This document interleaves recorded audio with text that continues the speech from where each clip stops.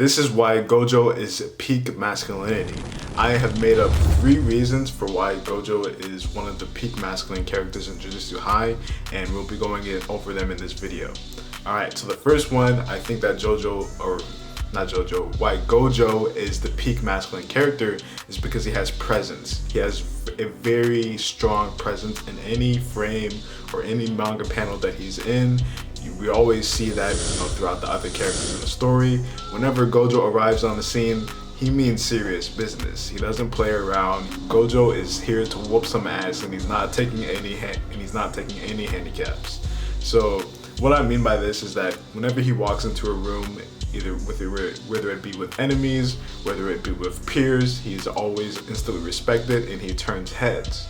And being a peak masculine character is basically embodying that presence. Whenever you come into a room, whenever you go into a meeting or something, people are instantly inspired or in awe or something about your character that they can instantly pick up as soon as they see you.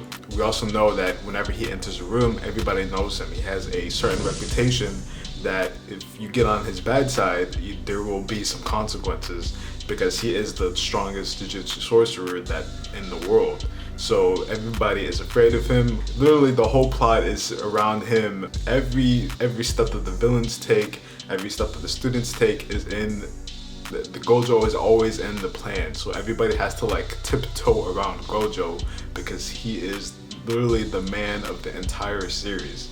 There's no getting around him. The second reason is that he has a clear purpose. He has a mission, just like everybody says.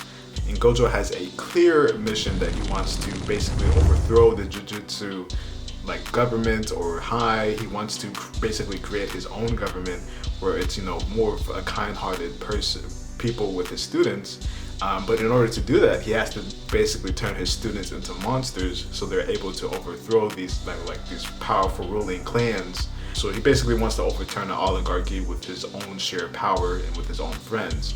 That's basically what he wants to do, because he realizes that the Jujutsu rulers and the clans don't really have the best heart, or don't really have the best interest of non-Jujutsu sorcerers, or just it's kind of a little bit classist and a little bit racist in the Jujutsu High story. That's where he sees himself going. He has a clear mission, and he's doing that by raising the students and making them into the most powerful beings that he can, so they can go ahead and basically rebel. And then the third reason, the number 3, is that he's a stoic individual. Even though we know the lighthearted and kind-hearted Gojo, we know that he's also a stoic individual, because as soon as he enters a battle situation or in a power struggle, whenever he's talking to one of the principals for I think Toto's school, he really gets to the point. He doesn't fuck around. He's I'm talking here, don't fucking interrupt me.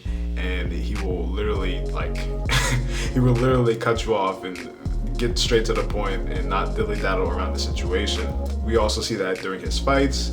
As soon as he starts, he's on the job, he's fighting, there's no fucking around. He's calmly analyzing the situation. I don't want to, spoil the anime or the manga, but I know that in the manga he has some crazy fights, and during those fights there's lots and lots of chaos and casualties going on, and that doesn't faze him at all. He's only focused on the enemy and how he could basically maneuver in a certain way that wouldn't get a lot of people killed. And that really takes a lot of stoicism to be able to do that, literally during a chaotic, cataclysmic event.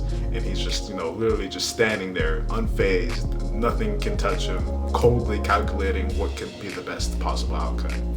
Or those are the 3 reasons why I think Gojo is a peak masculine character. And I think the quote from Jordan Peterson really exemplifies Gojo's character. Would you rather be a warrior in a garden, or would you rather be a gardener in a war?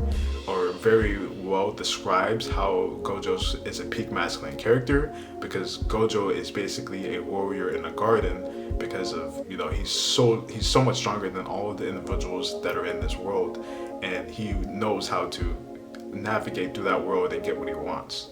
And that's really about it. Leave a like if you guys liked it, and leave in the comments below why you guys think that Gojo was a peak masculine character, and I'll see you guys in the next one. Peace. Go.